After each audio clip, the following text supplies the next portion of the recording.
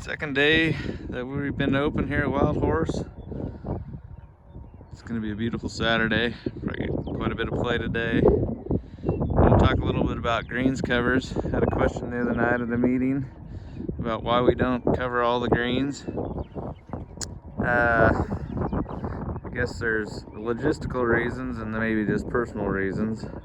One, covers take a lot of manpower to put on and off, which we don't have a lot of that in the shoulder seasons. We could round some up, but it'd take us a little bit of time to do it. And then secondly of all, you have to store them. I guess third is the investment. They are costly, but if they protect your greens consistently, they're probably worth it. I guess from a personal standpoint, here in western Nebraska, we get a lot of ups and downs in temperature, and sometimes I don't care for how the grass kind of wants to come out of dormancy and get a little too green under the covers, and then it can get cold again. Not always a problem, but can be. Probably the biggest reason I like to see what's going on under the covers, kind of keep an assessment of the grass, know when you need to water, kind of have a little bit of idea what's going on. You can always peek under the covers, but you don't get a very good picture of what's going on everywhere.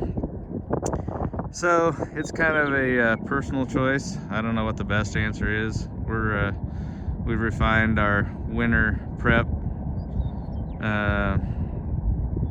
some over the years. Do a little more top dressing. Heavy sand layer is kind of our cover for the crown of the plant, rather than having a woven cover or any other impermeable cover or wood fiber cover or whatever. There's lots of different options there. We've kind of gone to a heavy sand top dressing, which seems to work pretty well, and then isolating the spots that we've historically had damage, obviously the tops of this knob, and covering those spots that historically have been difficult to maintain over the winter. So I guess that's just kind of our take on covers. I've gone back and forth on whether we should invest in covers and do all of them, or whether we shouldn't. So it's kind of a tough choice, but we just try to do best with what we've got here. And again, you can try and do everything.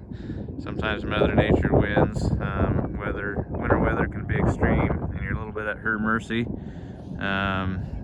Just try and do everything you can to try and make the grass come through the winter, and hopefully you get lucky and everything's all right.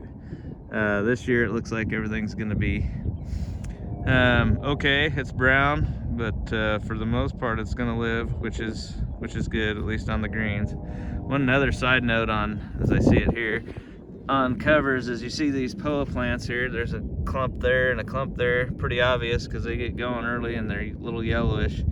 But we've noticed where we do cover, we don't get an extreme amount of POA compared to other places where you don't cover, probably 20 to 30 times more. So that's a little side note on covers. If you're going to cover greens, your POA population is probably going to come up, because it just helps that weaker POA plant survive the winter. But we've definitely seen that to be the case where we do cover. So anyway, that's kind of our take on covering greens. Just coming out of winter dormancy. As you can see, the grass is still pretty brown. It's darkened up just a little bit, but not very much. Going to be a slow spring with how beat down the grass is from the winter, but hopefully warm weather. We'll get growing, get some green out here. We'll be mowing before too long.